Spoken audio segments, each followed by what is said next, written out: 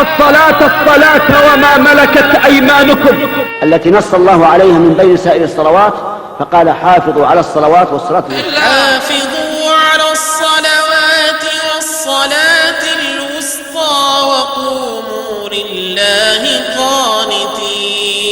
هيا الصلاة روضة من رياض الإيمان والعلم، لأنها روضة، والله روضة لمن أحيا الله قلبه.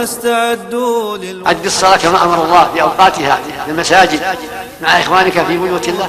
على الصلاة في بيوت أذن الله أن ترفع ويذكر فيها اسمه يسبح له فيها بالغدو والآصال.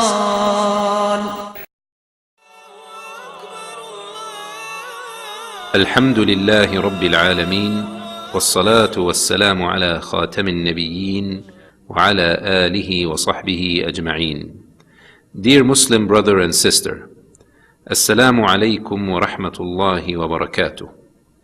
We were commanded by our Prophet alayhi salatu wassalam to pray in the exact manner in which he prayed, as he directed us to do in the hadith narrated by Al-Bukhari, which means, pray as you have seen me pray. Many Muslims are unaware of the true description of the prayer of the Prophet ﷺ. This production was composed so you can hear and see for yourself the full and true description of the Prophet's prayer, and then adhere to his practice.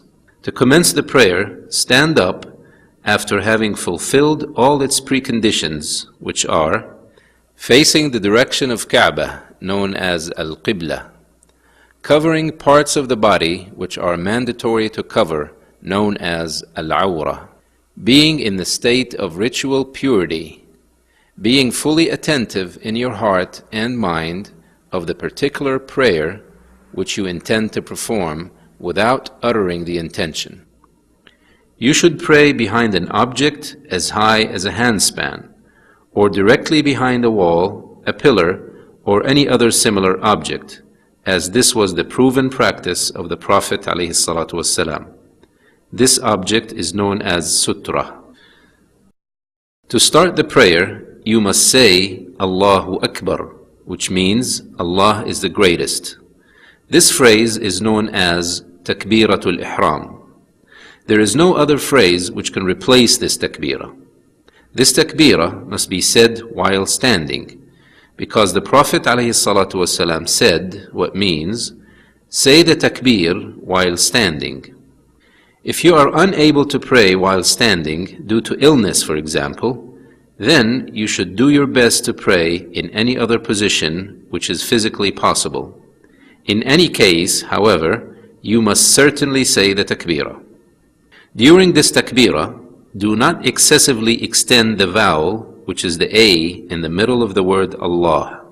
The Imam leading a congregational prayer shall raise his voice while saying this takbirah, so those behind him can hear it.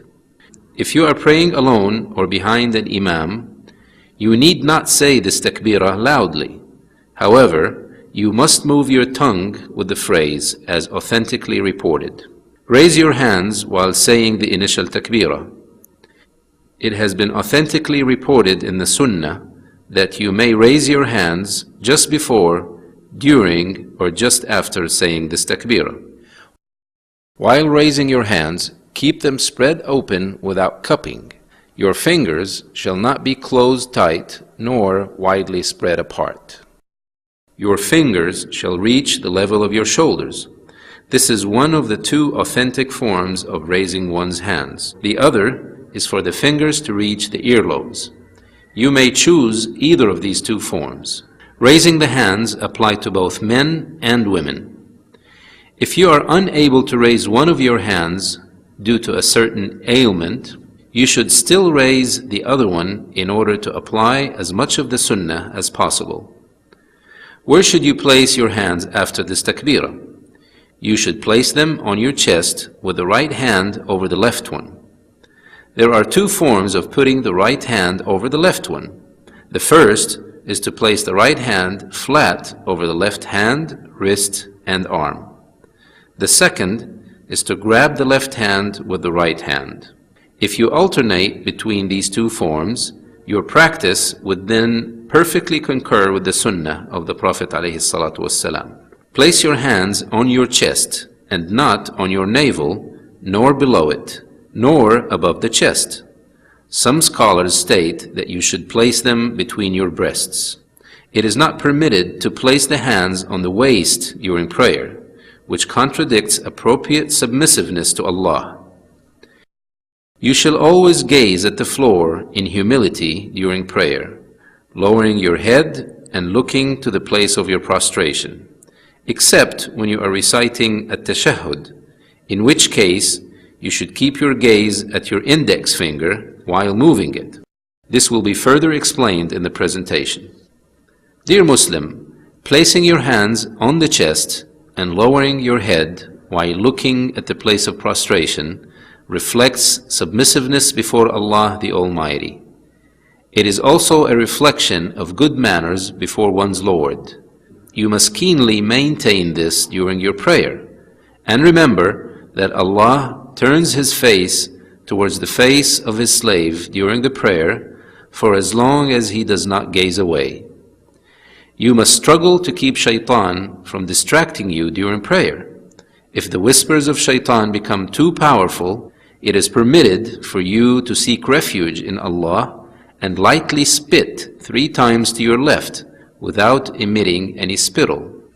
Immediately after this takbirah, initiate your prayer by reciting one of the great opening supplications known as Du'a ul-Istiftah.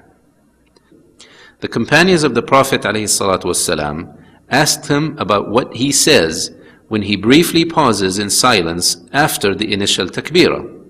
So he taught them the opening supplications of the prayer. There are various supplications you can say at the start of the prayer. It is best to alternate between them in different prayers. Among the known opening supplications is saying, Subhanaka Allahumma wa bihamdik, wa tabarak asmuk, wa ta'ala jadduk, wa la ilaha ghayruk. Which means, glory and praise is due to you, O Allah. Blessed is your name, lofty is your greatness, and there is no deity worthy of worship except you. Another opening supplication is, Allahumma ba'id bayni wa bayna khatayaya, kama ba'adta bayna al-mashriqi wal-maghrib. Allahumma naqqini min khatayaya, kama yunaqqa al-thawbu al-abyadu min ad-danas. Allahumma ghsilni min khatayaya bil-ma'i wal-thalji wal-barad. Which means, O Allah, distance me from my sins as you have distanced the east from the west. O Allah, cleanse me from my sins as a white garment is cleansed from filth. O Allah, wash my sins away with water, snow, and hail.